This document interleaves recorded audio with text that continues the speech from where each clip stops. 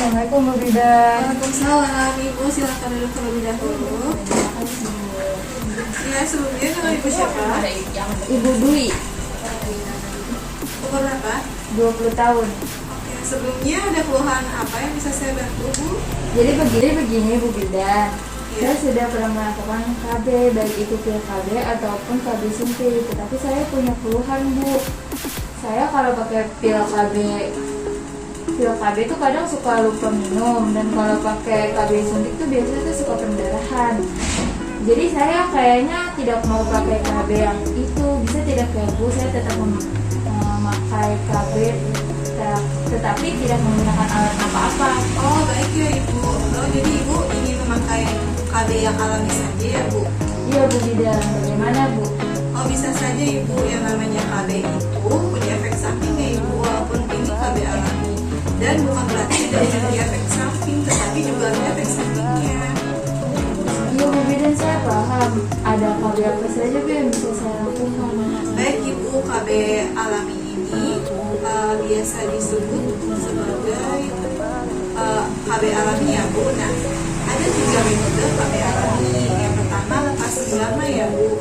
Lepas senggama itu dimana pengeluaran sperma terjadi di luar vagina ya Ibu. Jadi saat melakukan hubungan seks,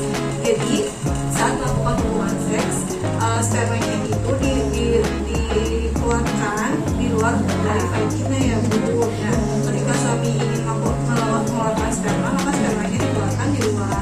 Nah, yang kedua adalah metode amenorre laktasi. Nah, metode ini biasanya dilakukan oleh ibu yang sedang menyusui secara eksklusif. Ketika sedang menyusui, biasanya itu akan menyebabkan menghambat masa kesuburan ibu. Tetapi menyusuinya itu harus secara eksklusif, nggak boleh terputus ya Bu, bukan sekedar menyusuinya saja. Nah, ini tuh kalau misalnya metode ini tuh boleh bisa dijeda selama hanya 4-6 jam saja. Waktu jeda ini bisa dilakukan untuk ibu beristirahat.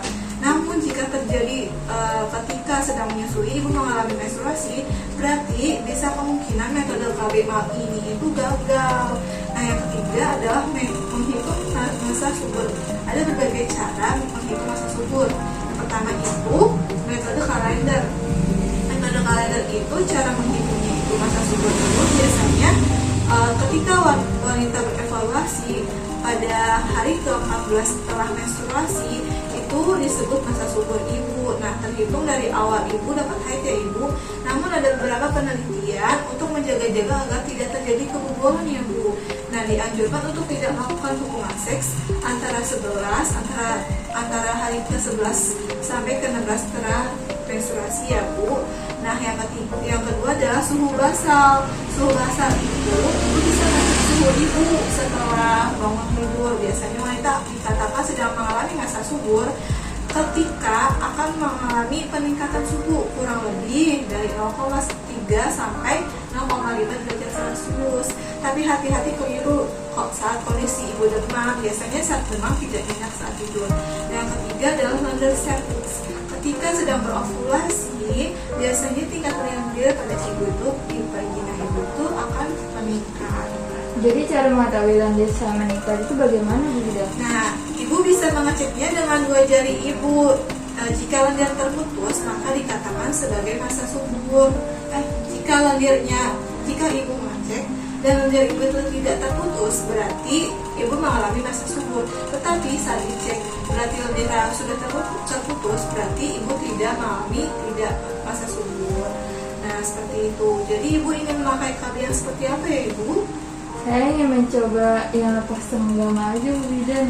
Oh, baik. Tapi perlu diingatkan ya Bu, jika ibu ingin melakukan KB lepas senggama, ibu juga harus komunikasi dengan suami ibu. Karena apa? Suami ibu juga melakukannya sebaiknya. Terus juga ditambah dengan kondom ya Bu, untuk menjaga-jaga agar tidak terjadi keguguran. Bella, itu nasi padang siapa yang mau dimakan? Hah?